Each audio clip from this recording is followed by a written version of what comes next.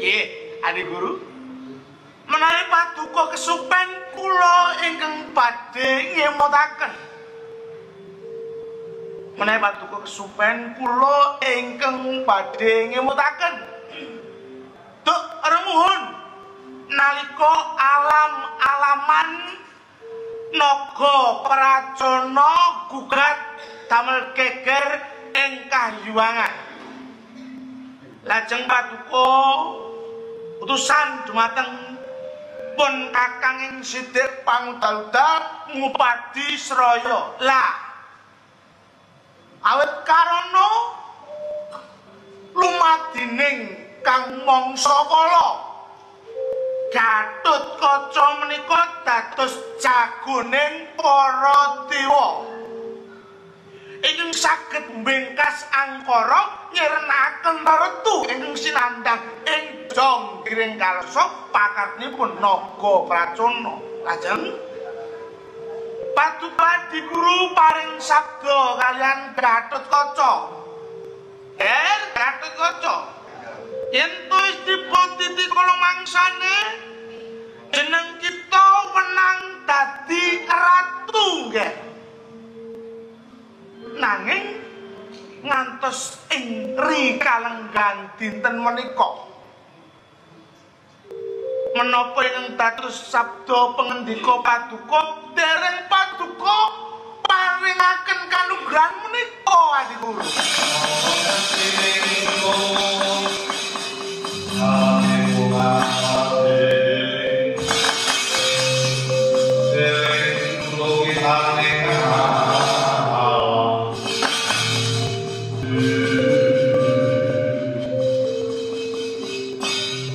Kakang Kaneka Putra menika Nalendra ingkang badhe netepi dhateng Balaksana.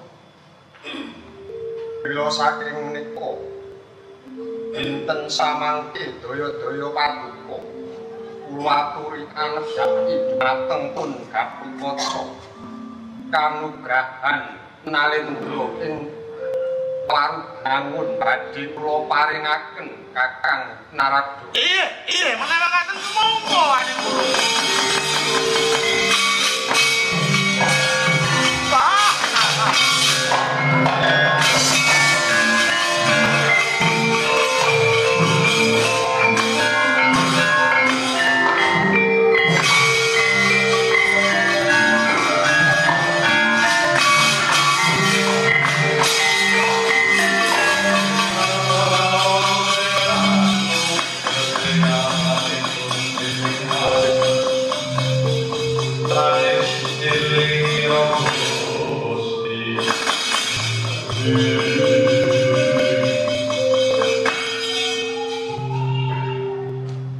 Badheake kabyakting Yasmurun dene jeneng kita Kyai Batarima kang swangabyanto kaya winanti ing Karaharjan Kyai Batarima.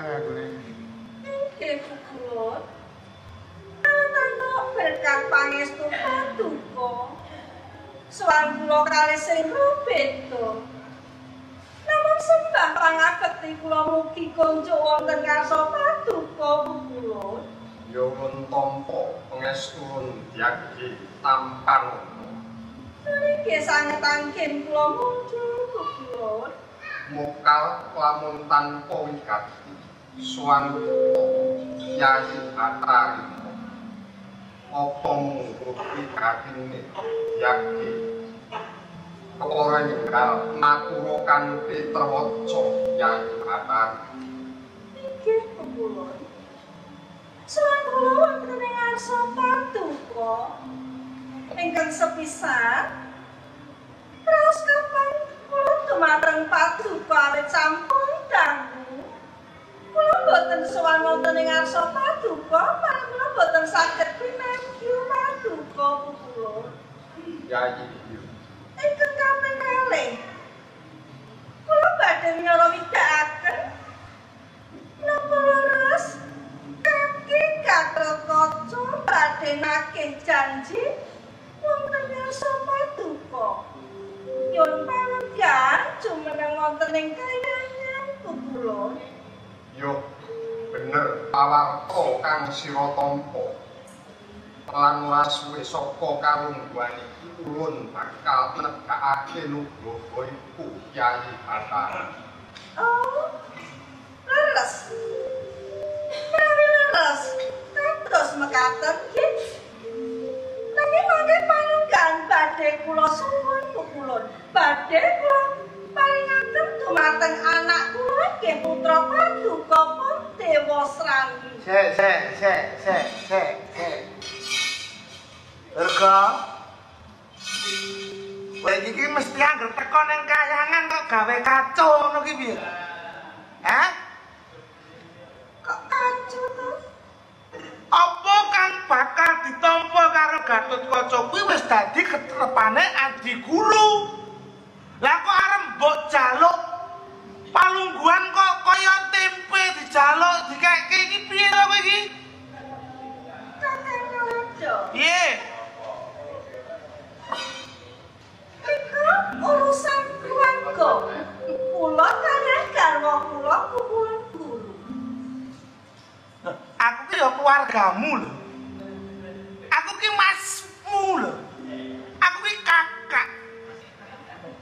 Neng kene aku bakal ndrejekake lamun to jeneng kita munggah ning kayangan bakal njaluk apa kang dadi kanugrahane Gatotkaca kuwi kleru.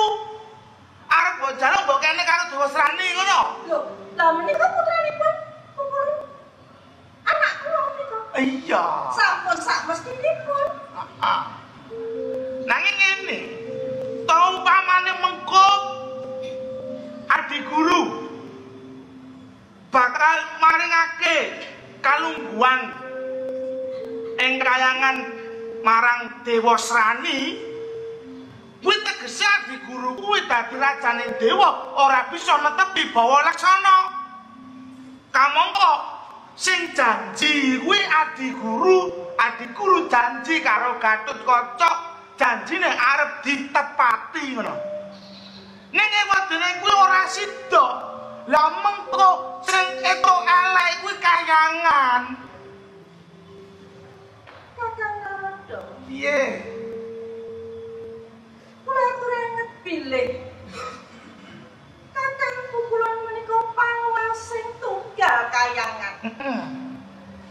Pramila menangke mawon. Menawi badhe maringaken napa kemawon dumateng putranipun menika menang. Nggih to? Iya. Guru ki menang nek apa wae marang putrane. Ning aja dupeh duwe panguwasa banjur tumindake sawiya-wiyah. Aja terus adigang, adigung, adiguna. Yen mengko panguwasa kuwi duweni watak adigang, adigung, adiguna, banjur kahanan ki bakal horeg ngono no Durga. Kyai Bathara. Kula wonten dawuh kakang kepulun. Luwih kang saka iku saka pangandikaning Kakang Narada. Lamun jeneng ulun menehake nugroho marang putramu Dewa Srani. Kang mongko Dewa Srani iku durung nate darbi lelabuhan tumraping dewa lan kagungan Suralaya. Anak mulanang bakal tak gunggung tak sanjung mongko durung darbe kaprigelan kang bisa ngrantasi lamun mangkono kang kedadian ing tembene ora jeneng Yayi Bathara lan jeneng ulun bakal ngunggahake kalungguhaning Dewa Srani marang kamulyan nanging kepara bakal jlontrongake Dewa Srani marang jrambah kang iseni-sening woh kang tanpa mula kang saka Yayi Bathara ora dicepet tenanggonmu darbe pepinginan kepengin Dewa Srani lungguh dadi Nalendra ing Sela Kandawaru Binangun Yayi. Kakangku kula. Kang kula senadyan putra Paduka pun Dewasrani dereng anggadhahi labuh-labet. Nanging kula kepengin sanget nuruti anak kula pun Dewasrani. Punika anak. Kados sinaos kados menapa badhe kula labuhi kakang kula. Kakang Rado. Ampun kenggo lho. Ampun kenggo lho. Tenan lho iki. Niki nek nganti jenengan kenggo kali Durga selesai. Pun. Mergane niki pun dandel. Kula menika mboten kenggo. Ajeng. Jenengan dika menika pirsa. Nggih. Kula menika badhe kukuh dateng menapa kemawon panyuwunanipun sinten kemawon. Nanging grengkeng nyuwun menika lare wadon niku kula ora dados pundi. Nika. Keting aku nek ngene iki. Pun to. Mang janjeni, Durga mang janjeni eten. Dewasrani diwisuda dadi ratu ning tenggen Sela Kandawaru Binangun. Aten. Niku pun nek ditakoni endi kuwi padha. Padha niku padha karo Sela Kandawaru Binangun. Ning mung kangge warune bojo waruju. Ning menika sami saestu. Nggih, ning ngeten, Di Guru. Mbok menawi ngeten. Sisan neter keterimane si Gatotkaca. Inggih. Paduka boten ngelilani dampar Selaka. Pundi wae? Sela Kandawaru Binangun. Sela Kandawaru Binangun dateng Dewasrani nanging Durga menika rajaning panggoda. Iya. Menawi prancen Durga menika saged mendhet lan saged nggodha Gatotkaca, Paduka paringaken Sela Kandawaru Binangun. Ning menawi mboten saged nggih kedah lila, ning nek tetep nekat ngene ku wau. Diwisuda teng Sela Kandawaru Binangun. Waruju putra. nggih. Pun nek kula ngoten. Yayi Bathari Uma. Wonten dawuh kula. Sing jeneng ulun dawuh marang kita Yayi Bathari. Kaya dene kang didhawuhake dening Kakang Kaneka Putra. Alah iki lho. Wong kula le Sampun cetha kok. kula le matur bisik-bisik kok Ayo kok sampun mireng kok kula. Kalau mau waruju Binangun niku wonten kok. Yo. Yen pancen jeneng kita puguh bakal bebilo lan mulyakake putramu ulun lilani nanging jeneng kita kudu ngupaya kanthi pribadi Yayi Bathari. Inggih kula. Menawi dawuh Paduka kados mangkaten nggih badhe kula tindakaken piyambak pramila. Nanging pancen kula yen sampai tenanan.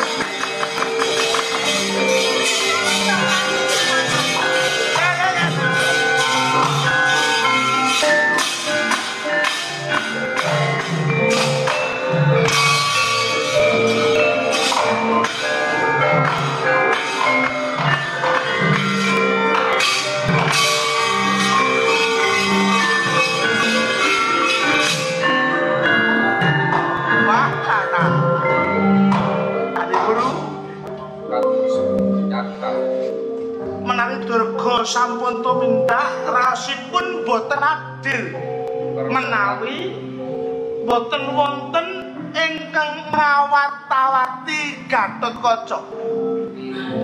Menawi tetela mekaten kula namung nyemanggaken dhateng kersa Paduka Kakang. Bareng kula badhe tumurun ing ngancep padha ngawat-awati Gatotkaca, Adi Guru. Rayu salam. Nggih, nuwun pamit.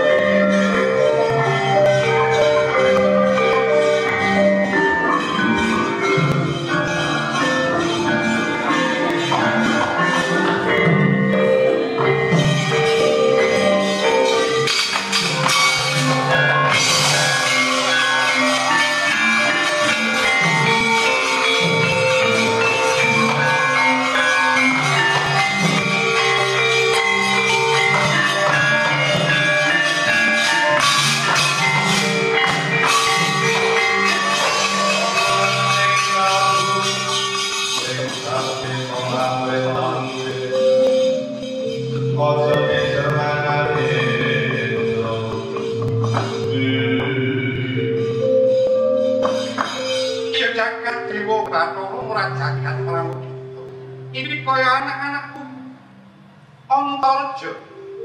Nggih, O Prabu Kresna. Antasena wis sanggeni Abimanyu. Ya Ndrawati wonten tamu. Lah kok tetanya. Ana kene napa nggih? Turinggiang pun kula kalian para kadang-kadang putra Pandhawa menika jatosipun ngayahi jejiban jejagi kayuwananipun Yayi Gatotkaca ingkang tetegi. O Prabu. Oh, ngono. Apa bener Antasena? Kowe kan pancen bener apa kang wis diandharake Kakang Antarja. Aku kudu jaga adikku Gatotkaca kang lagi semedi. Ngono to. Lah iki malah pisan gede barang ono kene. Ya Ndrawati. Aku ngono ya jaga kahyanane Kakang Gatotkaca. Dene saka kayangan ana ngarga Kelasa kene iki mung jaga. Iya wae. Apa ora ono gawean liya liyane jaga? Ora ana wae. Abimanyu wis menunggu. Lah semono kok ger atmajang kabeh. Ya Ndrawati. Kados Yen to praptaning pun wong ngarga Kelasa kene iki bakal kepengin jugarake kalawan Kaki Prabu Gatotkaca. Mula aku njaluk, mbok yo kowe. Putra-putraku jugano kalawan Gatotkaca nggih. Waduh. Selepat Agung Samudra Maksami. Eneng apa? O Prabu jatosipun kula sampun prasetya kalian adi kula Gatotkaca bakal jagi kayuwananipun lan sampun meling kalian kula sok sinten kemawon boten wonten ingkang saged jugaraken mekaten. Oh ngono. Ya yen Antasena. Wani ora kowe jugarake. Yen to wani iki jane aku ya wani to.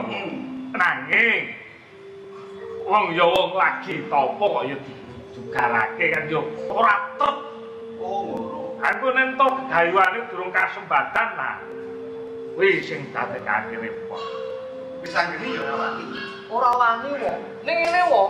Piye? Yen to wong Ndrawati kepengin jugarke Kakang Gatotkaca, monggo. Ning yen ana apa-apane iki putra-putra Pandhawa ora tanggung jawab lho. Wah, wis anggene iki jan. Malah to jugarke piye to? Kamu piye? Pemunden lho, Kak. Lho. Apa? Ane malune apa? Karo kula semula atur.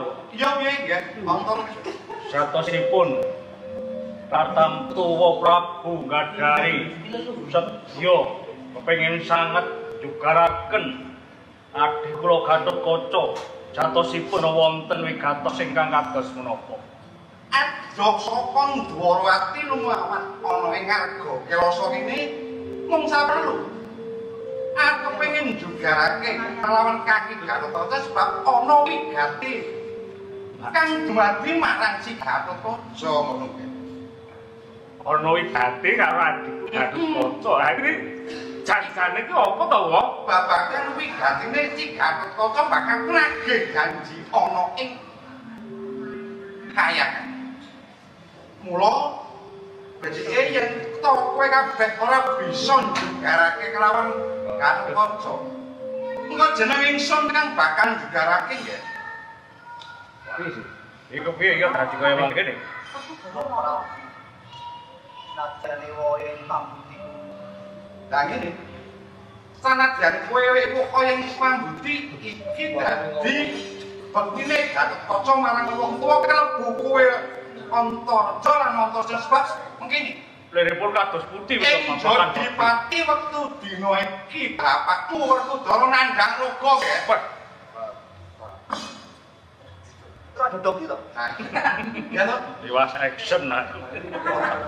Aja kesusu wis ben. Balik. Ah, Bapakku lara. ha iya to. Mula kono suwung Jodipati. Kowe ono kene. Antarja ono kene. Atur sapa? Anu Sing maksa marang bapakmu sapa? Lah kula kemawon, Romo. Kakang ngono sino bae. Disuwun kelawan Werkudara mung Gatotkaca kok. Iki mula aku gageng-gage prapta ana ngadong Kelasa. Ae loro. Sing dijaluk Kakang Gatotkaca. Oh. Nah, kamu kok lagi topo. Lah iki wae pengen ana bebenering dewa pun kok sing bakal nyambut.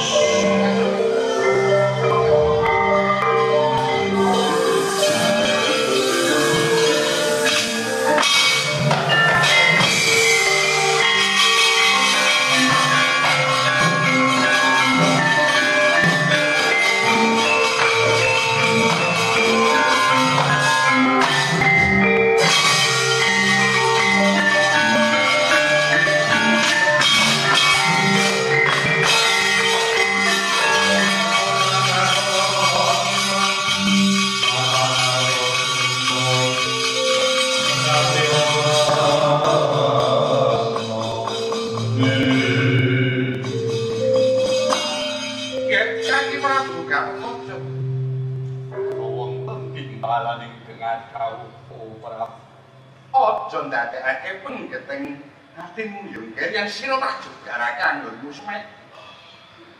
Ngono iki. Mangerti to nggih? Sejatine Tapa Bratamana Arga Kelasa ki bakal gawe apa? Iki waleh-waleh ngopo? Iya. Katut osamu kepingin nak inadet mateng ora cawata anggenipun rumugun kula nate dipun janjeni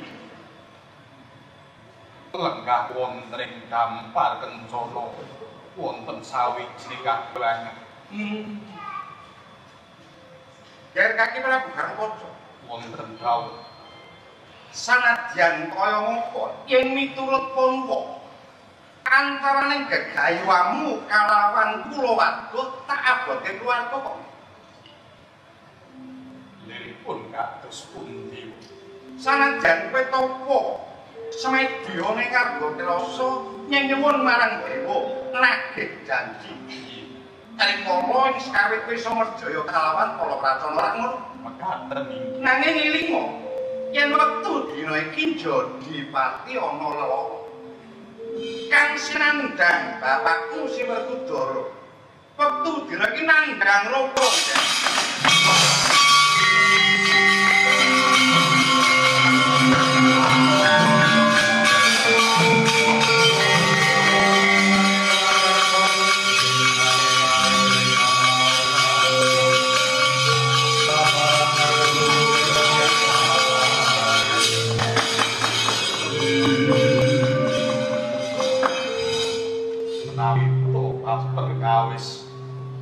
anggenipun Kanjeng Kyai nembe nandhang rung yen tartamtu Gatotkaca ugi nyumlangaken dhateng kahananipun Kanjeng Kyai Prabilawa daya-daya sumangga sesarengan tumuju wonten ing Jodipati kaliyan para kadang-kadang kula aja kesuwen ayo tekan marang Jodipati ya ayo para jono kira kabeh wae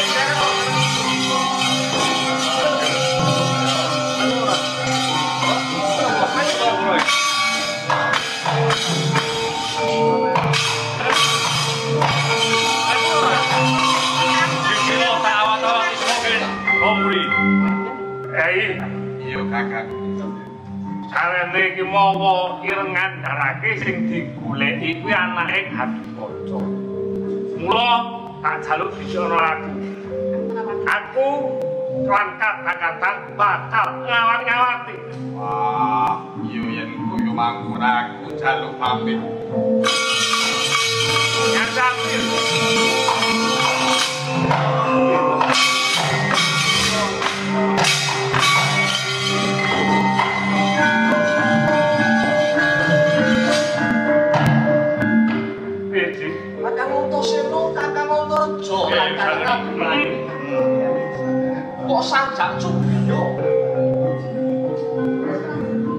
Timbul mangkono Kakang.